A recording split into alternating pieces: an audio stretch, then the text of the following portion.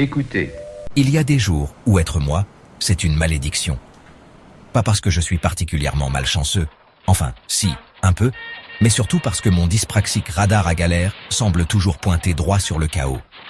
Et ce matin-là, en allant bosser, il était en pleine forme. Comme à mon habitude, je traversais une zone qui allait bientôt être bouclée.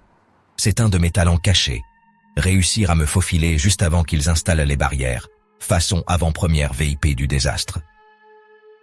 Et ce jour-là, mon chemin m'amène devant un immeuble qui venait tout juste de cramer. Pas juste une petite odeur de fumée et un mur noirci. Non, un bon gros brasier de l'enfer. La totale. Je m'arrête 30 secondes, le temps d'admirer l'œuvre du feu et de me dire « Piou, ça a bien cramé quand même ». Simple constatation, rien de plus. Pas d'émotion particulière, juste une réflexion du matin, comme certains commenteraient la météo en sortant de chez eux. Sauf qu'apparemment, quand tu dis ça devant les secours encore sur place, ça passe moyen. 2 minutes plus tard, me voilà kidnappé par la cellule psychologique. Pourquoi? Parce que je sentais la fumée, et que selon eux, j'étais forcément en plein déni post-traumatique. Vous savez, ce moment où votre cerveau refuse de reconnaître la réalité? Eh bien moi, j'étais en plein déni d'un événement auquel je n'avais même pas assisté. 10 heures. 10 longues heures où j'ai tenté d'expliquer que, non, je n'étais pas dans l'immeuble, non, je n'avais pas fui un incendie. Et oui, je sentais la fumée, comme n'importe quelle personne qui venait de passer devant un immeuble encore fumant.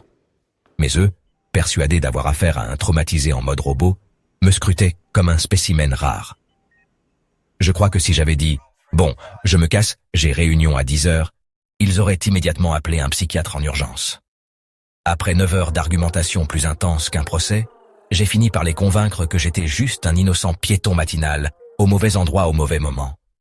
Et c'est seulement à ce moment-là qu'on m'a relâché, libre de retourner à ma vie, et surtout libre d'appeler mon boss pour lui expliquer pourquoi j'avais disparu toute la journée. Évidemment, il a été ravi d'apprendre que j'avais passé mon temps enfermé dans une cellule psy au lieu de travailler. Très crédible, n'est-ce pas? Désolé, chef, j'étais pas en dépression. J'étais juste pris en otage par des psys trop zélés. Moralité, quand t'es dyspraxique, méfie-toi des cellules psychologiques. Parce qu'expliquer que t'es pas traumatisé, c'est parfois plus compliqué que de justifier un arrêt maladie bidon.